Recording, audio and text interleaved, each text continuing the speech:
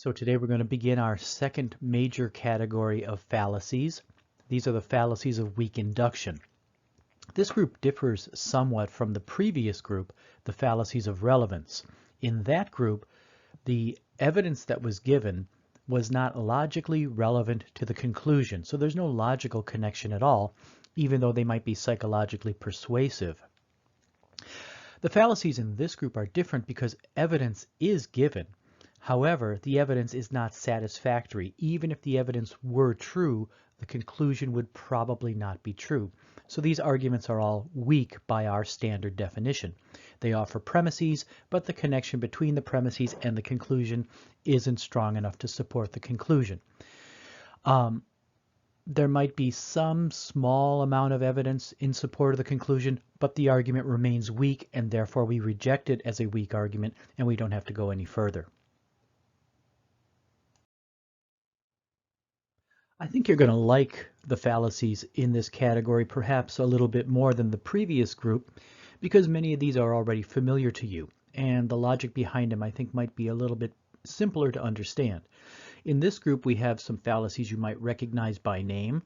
The most common names are the hasty generalization fallacy or maybe the slippery slope fallacy, but I guarantee as we go through the examples, even though you may not be familiar with the names of these fallacies, once you hear the examples, you're going to recognize that you've heard these fallacies before and you've probably even committed them yourselves on occasion, and that's okay. Even I do that on occasion, and I try to catch myself, but I do this too. So it's just being human. When you're in the heat of an argument, sometimes you make a bad argument, but we want to try to avoid that. So let's begin with our first fallacy in this list, which is the fallacy of hasty generalization. So let's begin with hasty generalization. Before we get into the facts and the specifics of this fallacy, let's talk a little bit about generalization. We looked at this a bit earlier when we looked at some typical inductive arguments. And when done properly, there's nothing wrong with generalization. When we generalize, we go from specific cases or specific experiences to draw a general conclusion about all cases of that type or all experiences of that sort as well. So for example, you go to Starbucks one day and you order coffee and the coffee is really strong. And then you go there a second day and you order coffee and again the coffee is really strong, and a third day and a fourth day, and every time you go the coffee is strong. From these individual experiences you generalize to the conclusion the coffee is always strong at Starbucks.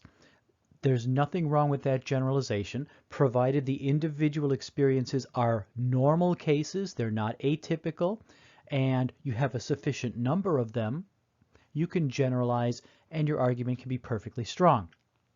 However, the fallacy of hasty generalization occurs not because we generalize too quickly. The name hasty is somewhat misleading, but rather that we generalize from non-normal cases, non-normal or atypical specific cases. And so we generalize from those weird or exceptional cases and draw the conclusion that the weird case is the normal case. That's one way you can commit the fallacy of hasty generalization. Or you could generalize from a sample of specific experiences or specific instances that's simply too small. In which case you go from one or two experiences to draw a general conclusion, and as we'll see in the examples, that's going to lead you to draw a weak conclusion.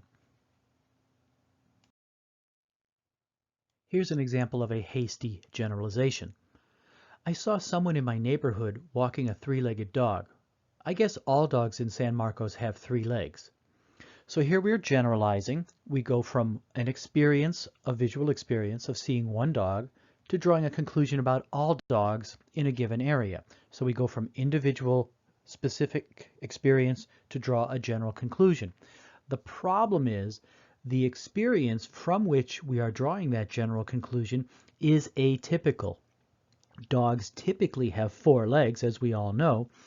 3-legged dogs are unusual, to say the least, and therefore here we are generalizing from the unusual or the rare case, and because we are doing that, our conclusion is not supported. We have to generalize from the typical or the normal case, not from the atypical or the unusual case. So when we do that, when we conclude that all dogs have 3 legs, because we've experienced a dog that has 3 legs, we are committing the fallacy of hasty generalization.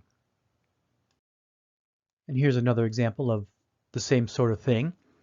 A reporter in the local newspaper exaggerated her story just to make it more exciting, and a reporter on the evening news got his facts mixed up.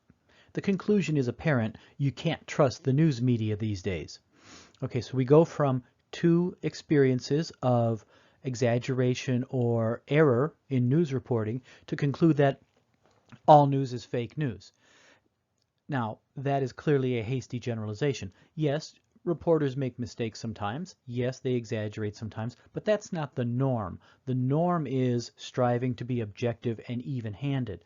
So when we generalize from these unusual, atypical, or rare cases to characterize all news reporting as dishonest, let's say, or that you can't trust the news media, we're committing the fallacy of hasty generalization. Our next fallacy in the group of the fallacies of weak induction is the false cause fallacy. Now, again, this is another example of a type of reasoning that can be done legitimately if it's done correctly and properly. We reason from cause to effect, and we reason from effect to cause all the time. And we can do that accurately, and we've talked about that when we were talking about inductive reasoning. The false cause fallacy occurs when 2 events are mistakenly linked together as cause to effect when there's no actual connection between the 2. We can do this by means of an imaginary connection that probably does not exist, where we just think that there's a connection, but there's not. Superstitions function in this way. You break a mirror, and then you have anxiety that you're going to have 7 years of bad luck, as if there's some causal connection between breaking a mirror and 7 years of bad luck, which is, of course, nonsense. Let's look at a few examples of the types of false cause fallacies that can occur. So we're going to look at 3 variations on the theme of the false cause fallacy, and the idea behind each of these is relatively simple. We have the post hoc ergo propter hoc variety, which is Latin. It's a very simple idea. I'll explain it in just a second. And then we're going to look at the oversimplified cause, where we try to explain something very complex by reducing it to some simple set of causes. And then we'll look at the notorious gambler's fallacy last. Each one of these is a variation on the theme of faulty causal reasoning. Post hoc ergo propter hoc just means after this, after something, therefore as a result of that thing. In other words, one thing happens after another. These 2 things are not actually connected. It's just that one happens after the other in time.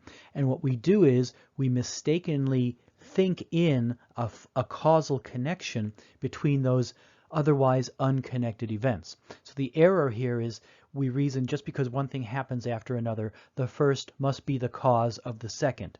And that's not a legitimate inference when there is no actual causal connection between the 2 things we're thinking about. I'll give you a couple of examples, and this will become clear in just a second.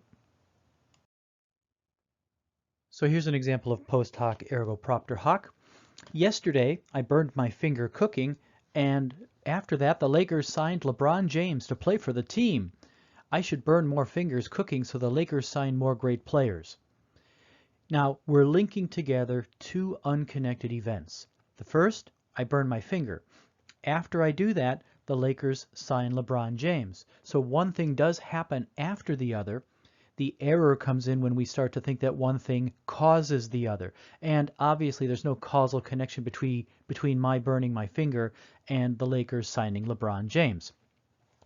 Again, superstitions work in this way as well. So let's say, for example, that you ate a bag of Takis and then you aced your math exam. So you start to think, oh, eating Takis will cause me to ace all of my exams. Now, that might have some psychological motivational factors that play into the equation here, but clearly there's no causal connection between eating Takis and good test performance, nor is there any causal connection between me burning my fingers and the Lakers signing a great player to play for the team. So here's another example of exactly the same kind of thing. I went deep sea fishing off the coast of Japan and caught a huge tuna. The next day, Japan was hit by a tsunami. I didn't realize that my fishing could make something like that happen. I sure owe those people an apology. This is exactly the same kind of faulty reasoning we saw in the earlier example. I do go fishing, and then after that, a tsunami occurs. One thing does happen after another, but there's no plausible causal connection between my catching a tuna and the tsunami occurring. When we think that there is, that's an act of our imagination. There's no actual or real connection between these two events. So this is an example of post hoc ergo propter hoc, where we falsely think that because one thing happens after another, the first one has caused the second. The fallacy of oversimplified cause is a second type of false cause fallacy or faulty causal reasoning. And in these cases, what happens is we typically have a very complex situation or event that we're trying to explain, and we mistakenly do so by reducing the cause of this event or this effect to something very simple, as if it's one and the only causal factor involved. This is kind of reductionistic thinking. The error is that when you try to find a simple cause for a complex event, you're not typically going to be typically producing a legitimate, complete explanation. Most of the time, when you have a complex event, there's a complex series of causes that brought it about. However, because people tend to be intellectually lazy, they like simple answers to complex things because it makes the world appear more manageable and more under our control. And here's an example of the kind of thing I'm talking about. The quality of education in our grade schools and high schools has been declining for years. Clearly, our teachers just aren't doing their jobs these days. So this commits the fallacy of oversimplified cause in the following way. Obviously, the quality of education in grade schools and high schools is an enormously complex thing. There are many factors involved. There's the teachers, the government, families, social life in general. Many different factors are playing a role here.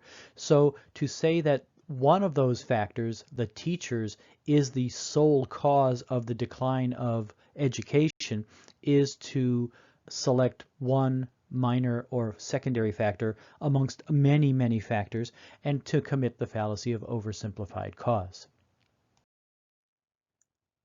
The last of our three causal fallacies is the gambler's fallacy, and this one is particularly notorious and many people commit this fallacy.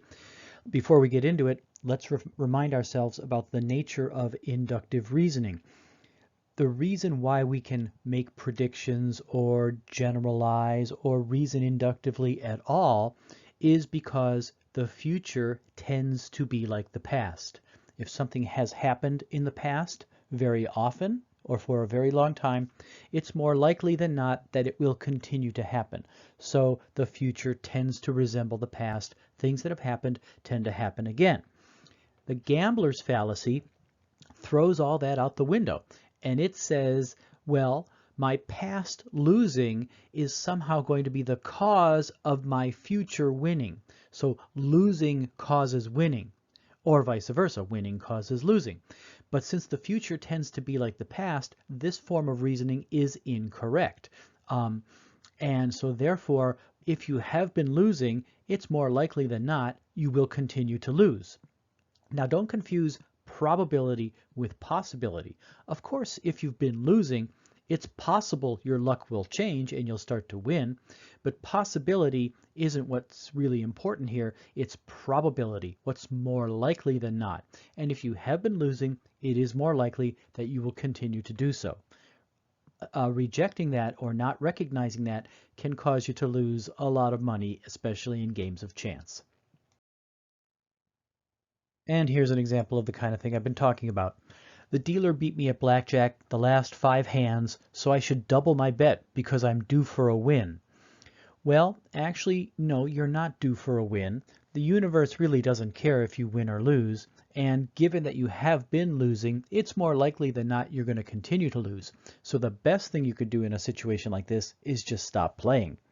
But unfortunately, people think that a win is in their horizon because they have been losing, and so they start doing things like doubling their bet, and soon they're even further behind, usually, and it only takes a couple of times of doubling your bets to lose all of your money. So don't commit the gambler's fallacy. The slippery slope fallacy is one that many people are familiar with, and the idea here is that it's an argument against taking an action, because the argument goes, if we take that action, that is connected to another action, which is connected to another action, which is connected to another action, and ultimately that last link in the chain is some disastrous situation that we wouldn't want to actually occur. So here we have an example of faulty causal reasoning because this supposed link of causes and effects from our initial action to the ultimate disaster is fictitious most of the time. And so it is an example of faulty causal reasoning. However, it's a type of reasoning that people often mistakenly make. Let's take a look at an example. So here's an example of a slippery slope used to argue that dogs shouldn't be allowed on the beach. Dog owners have asked that they be allowed to bring their pets to the beach.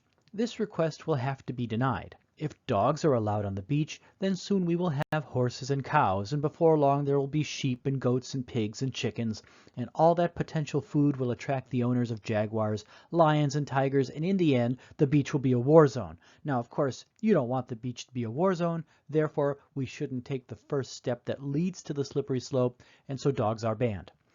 Now, obviously, this argument depends on a link of causes and effects from the initial first step to the ultimate disaster that is highly implausible. And so therefore, this is an example of weak or faulty causal reasoning.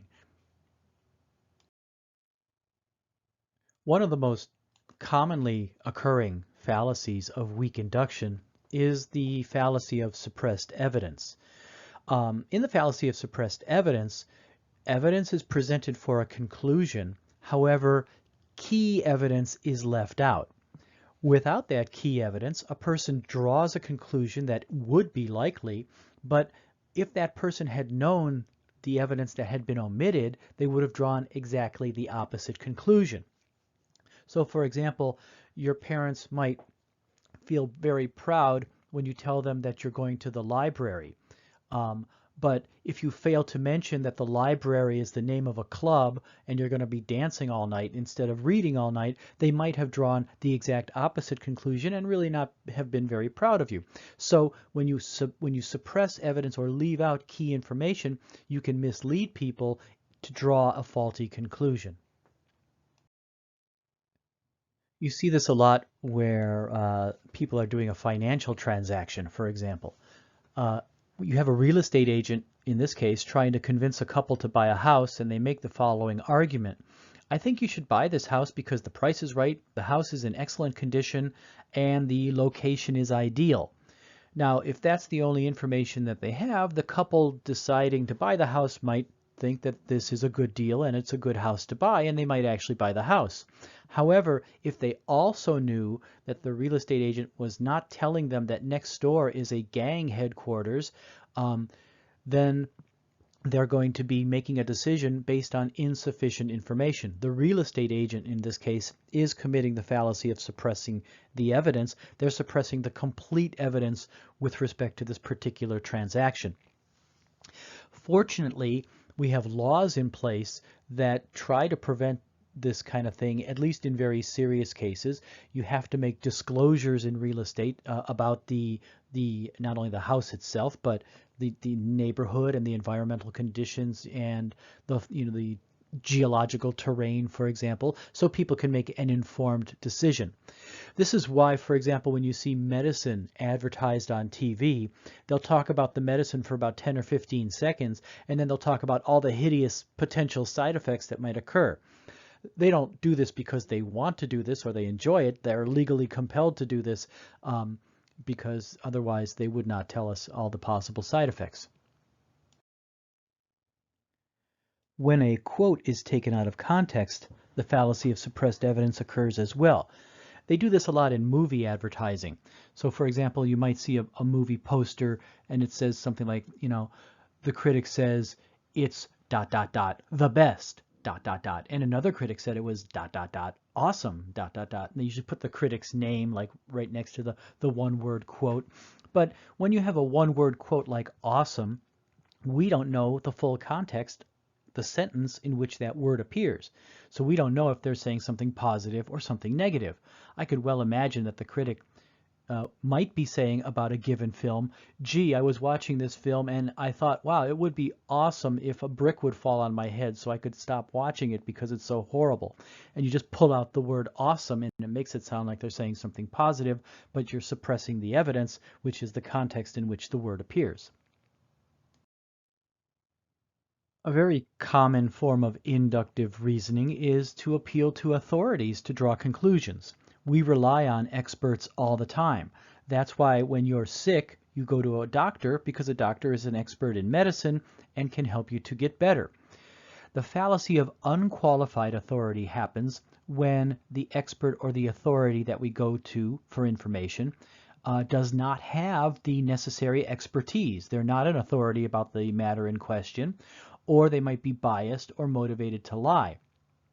In some cases, this person might lack the necessary perceptual ability, as for example, when you have someone being referred to as an eyewitness to a crime who has trouble seeing. Well, that person who's a witness and therefore an authority is unqualified because they lack the necessary perceptual ability. And so when you go to your friends or you go to your plumber and ask your plumber for medical advice, that's when the fallacy of unqualified authority can happen, for example. Let's look at some other examples. So Senator Bradshaw, the largest stockholder of the Black Lung Tobacco Company, has testified that cigarettes are not addictive. Surely the senator would not tell a lie about such a serious matter. Therefore, we must believe that what he says is true. This is an example of the appeal to unqualified authority because the person that we are appealing to for information about the addictive properties of cigarettes is not a doctor, they're not a disease specialist, they're not a specialist in addiction, it's a senator. Senators are politicians and they are experts in legislation. So this person is unqualified based on their expertise. Even if this person were an expert in those areas, however, he might be unqualified because as a stockholder, he might be biased. And so therefore, this person is disqualified on a number of different levels as being a qualified authority.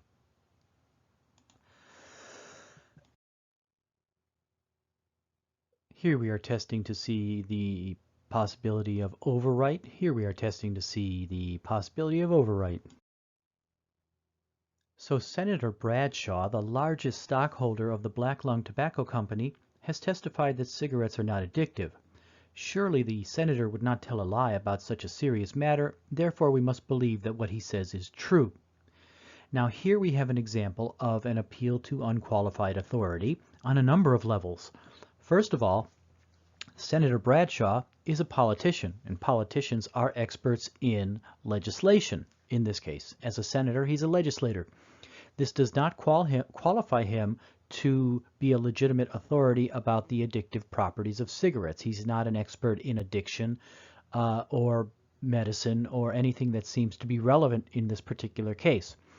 Even if he was, however, he still might be an unqualified authority because as a major stockholder in a tobacco company, he might be motivated to lie. And so therefore, even though he may have medical expertise, he might be biased in some way, which undermines his the legitimacy of his authority about this particular issue. As I mentioned earlier, a witness to an event is a kind of an authority, and that's why witness testimony is so important in contexts like legal situations, for example, because the witness in question might be the only person who knows in some way what has occurred. And now there are problems with eyewitness testimony, as you'll learn if you ever take a criminal justice class. But the fallacy of unqualified authority with respect to witnesses happens most obviously when the supposed witness, the supposed authority, is biased or motivated to lie, or in the most egregious cases, lacks the necessary perceptual ability. Let's take a look at an example of something like this.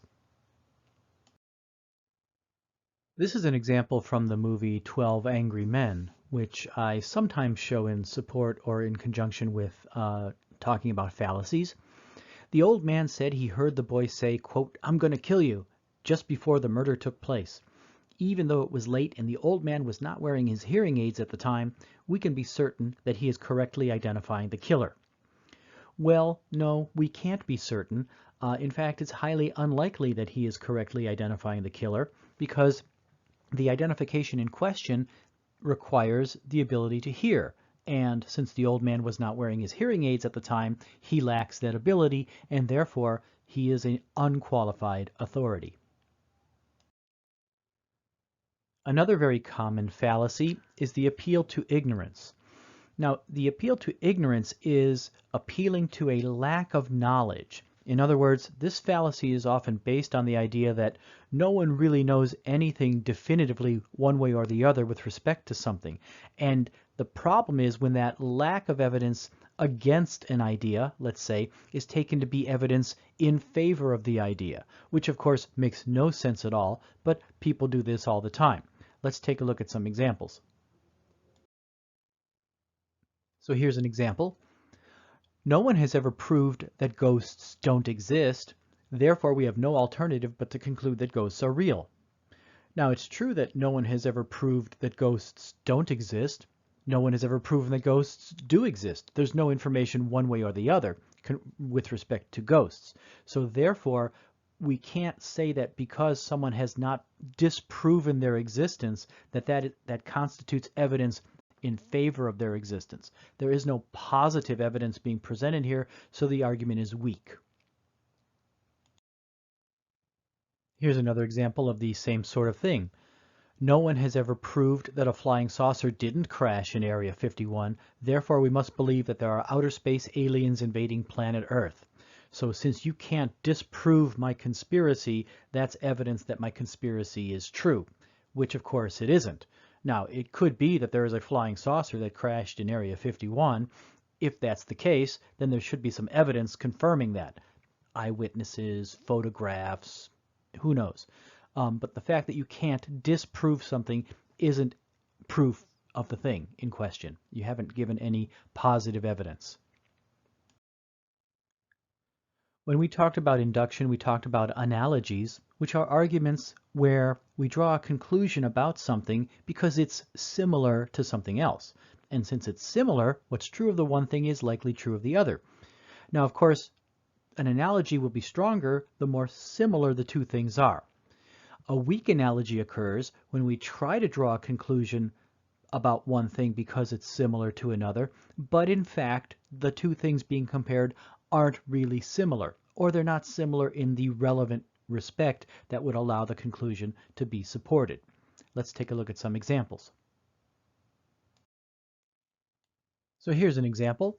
These sleeping pills look like jelly beans, therefore they must be jelly beans. Now clearly this is a weak analogy.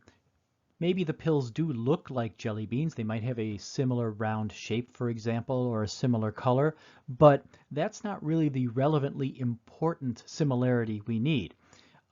Unlike jelly beans, you can't eat handfuls of sleeping pills. They're a narcotic and jelly beans are not. So therefore, maybe because they're superficially similar, we can draw certain analogies between them, but in the most important respect, they are dissimilar, and therefore the conclusion is unlikely. Therefore, it's a weak argument.